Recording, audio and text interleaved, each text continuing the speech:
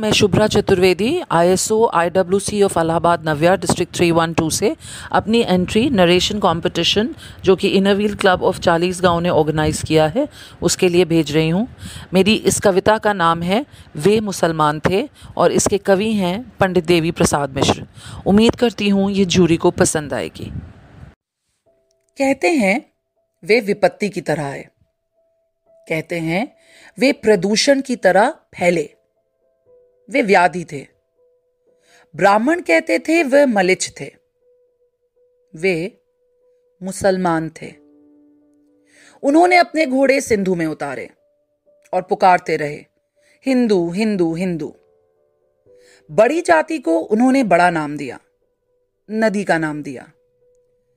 वे हर गहरी और अविरल नदी को पार करना चाहते थे। वे मुसलमान थे, लेकिन वे भी यदि कबीर की समझदारी का सहारा लिया जाए तो हिंदुओं की तरह पैदा होते थे।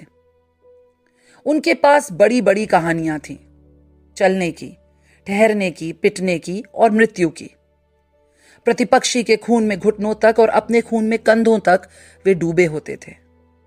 उनकी मुट्ठियों में घोड़ों की लगामें और म्यानों में सभ्यता के नक्शे होते थे।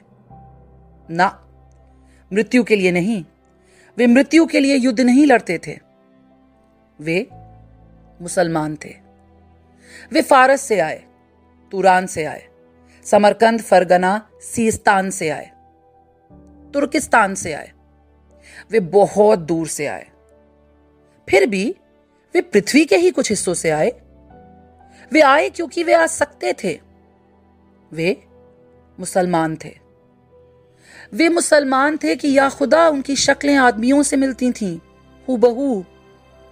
हूबहू। वे महत्वपूर्ण अप्रवासी थे क्योंकि उनके पास दुख की स्मृतियां थीं। वे घोड़ों के साथ सोते थे और चट्टानों पर वीर्य बिखेर देते थे। निर्माण के लिए वे बेचैन थे।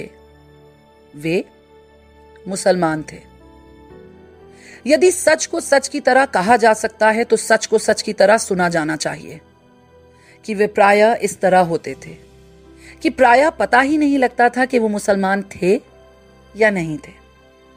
वे मुसलमान थे।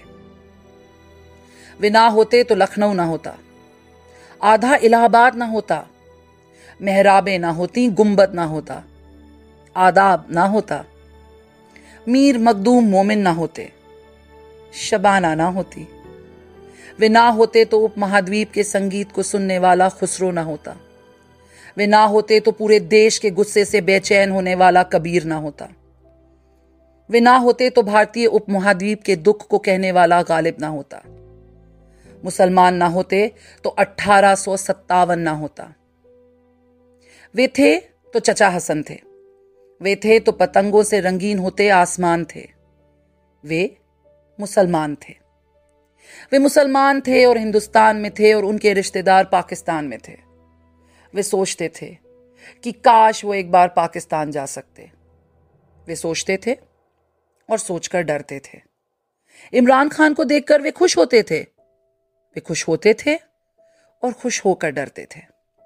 वे जितना PAC के सिपाहियों से डरते थे उतना ही राम से। वे मुरादाबाद से डरते थे, वे मेरठ से डरते थे, वे भागलपुर से डरते थे। वे अकड़ते थे लेकिन डरते थे। वे पवित्र रंगों से डरते थे, वे अपने मुसलमान होने से डरते थे। वे फिलिस्तीनी नहीं थे लेकिन अपने घर को लेकर घर में, देश को लेकर देश में, खुद को लेकर आश्वस्त नहीं थे। वे उखड़ा उखड़ा राग द्वेष थे। वे मुसलमान थे। वे कपड़े बुनते थे, वे कपड़े सिलते थे, वे ताले बनाते थे, वे बक्से बनाते थे। उनके श्रम की आवाजें पूरे शहर में गूंजती रहती थीं। वे शहर के बाहर रहते थे। वे मुसलमान थे।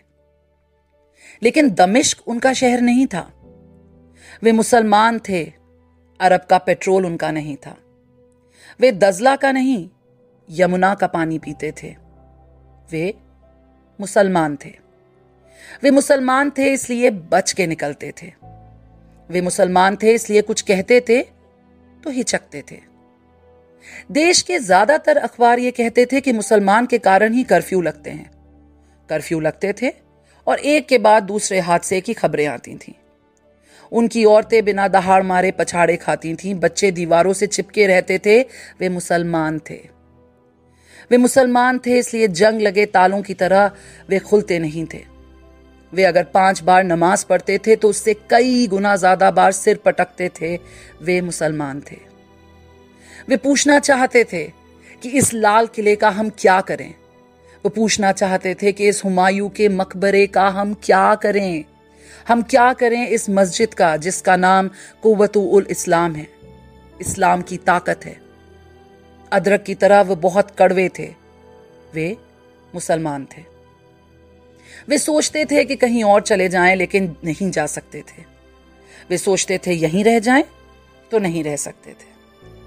वे आधा ज़िबा बकरे की तरह तकलीफ के झटके महसूस करते थे। वे मुसलमान थे। इसलिए तूफान में फंसे जहाज के मुसाफिरों की तरह एक दूसरे को भींचे रहते थे।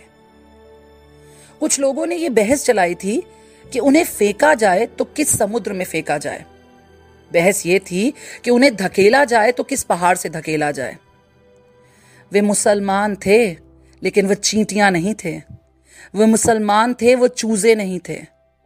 सावधान, सिंधु के दक्षिण में सैकड़ों सालों की नागरिकता के बाद मिट्टी के ढेले नहीं थे। वे चट्टान और ऊन की तरह सच थे। वे सिंधु और हिंदू कुश की तरह सच थे। सच को जिस तरह भी समझा जा सकता है उस तरह वे सच थे। वे सभ्यता का अनिवार्य नियम थे। वे मुसलमान थे, अफवाह नहीं थे। वे मुसलमान थे। वे मुसलमान थे।